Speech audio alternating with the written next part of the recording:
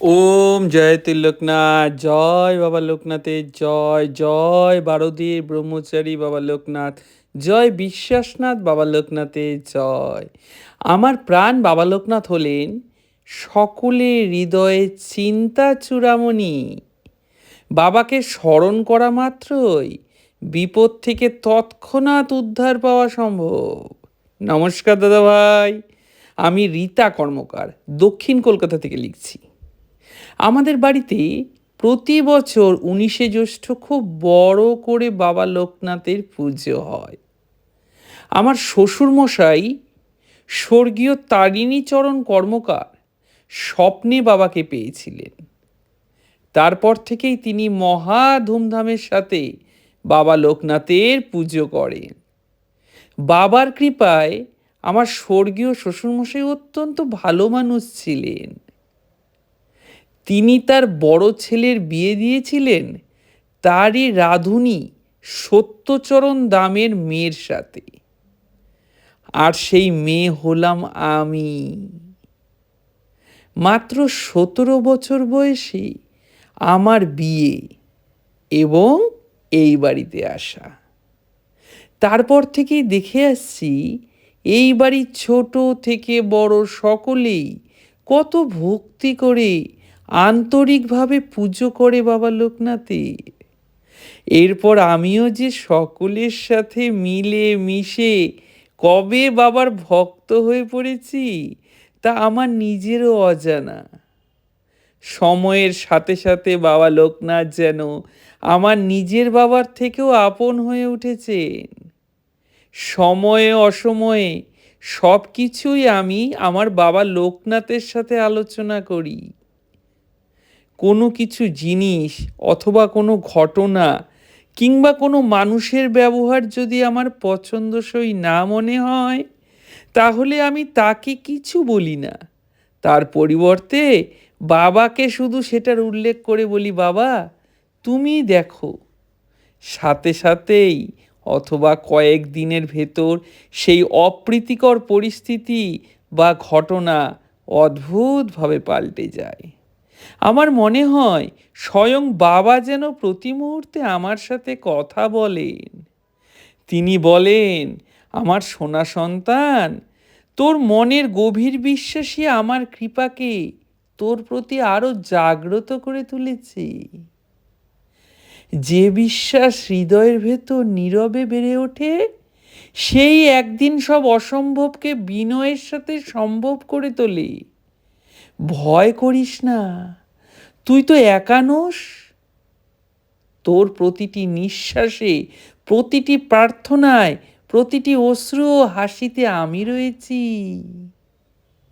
তুই যত কৃতজ্ঞ হচ্ছিস ততই তোর পথ আলোকিত হয়ে উঠছে। এইভাবেই বিশ্বাস রেখে এগিয়ে চল। যা চাস তার থেকেও বেশি কল্যাণ তোর জন্য অপেক্ষা করছে। আমার আশীর্বাদ, স্নেহ, ভালোবাসা সর্বদা তোর সঙ্গে রয়েছে এবং আগামী দিনেও বর্তমান থাকবে। তুই পরম নিশ্চিন্ত থাক সোনা। এইভাবেই বাবার প্রতিটি আশীর্বাদ, প্রতিটি কৃপা, প্রতিটি নির্দেশ মাথায় করে আমি পথ চলি। এইভাবে চলতে চলতে জীবন সায়ান্নে এসে পৌঁছেছি। বাবা আমার জীবনকে আলো আর ভালোতে পরিপূর্ণ করে রেখেছেন। শুধুমাত্র একটি ব্যথা আমি এখনো অনুভব করি, যে আমার ছেলের ঘরের একটি সন্তান যদি বাবা দিতেন। এই একটিমাত্র বিষয়ই বাবা আমার ওপর দয়া করেননি বলা যেতে পারে। তা যাই হোক, আমি প্রায় ধরেই নিয়েছিলাম নাতি নাতনির মুখ না দেখেই আমার এই জীবন সমাপ্ত করতে হবে। কারণ আমার পুত্রবধূর বেশ কিছু শারীরিক ডাক্তারিগত সমস্যা রয়েছে। কিন্তু আমি এটাও ভাবি, বাবা যদি চাইতেন, তিনি তো সর্বশক্তিমান, তাই না? নিশ্চয়ই একটা ব্যবস্থা হতো। এতদিনে আমি বুঝতে পারলাম যে আমার বাবা আমায় কেন কোনো নাতি নাতনি উপহার দেননি। এতদিনে বাবা আমায় সেটা বোঝালেন। কারণ আমার ছেলে আমাদের না জানিয়েই আরও একটি বিয়ে করেছিল, যেই ঘরে ওদের একটি মেয়ে সন্তান রয়েছে। অর্থাৎ আমাদের পরম প্রিয় বাবা যথারীতি একটি নাতনি আমাদের উপহার দিয়েই রেখেছেন বলা যেতে পারে। আর আমার ছেলে সেটা আমাদের কাছে এতদিন গোপন রেখেছিল। কিন্তু দুদিন আগে বাবা লোকনাথ আমায় অদ্ভুতভাবে আমার সেই পুত্রবধূ ও আমার প্রিয় নাতনির সঙ্গে আমার পরিচয় করিয়ে দিলেন। আমি বাবার কাছে কৃতজ্ঞ, ধন্য, আপ্লুত। জয় আমার বাবা লোকনাথের জয়।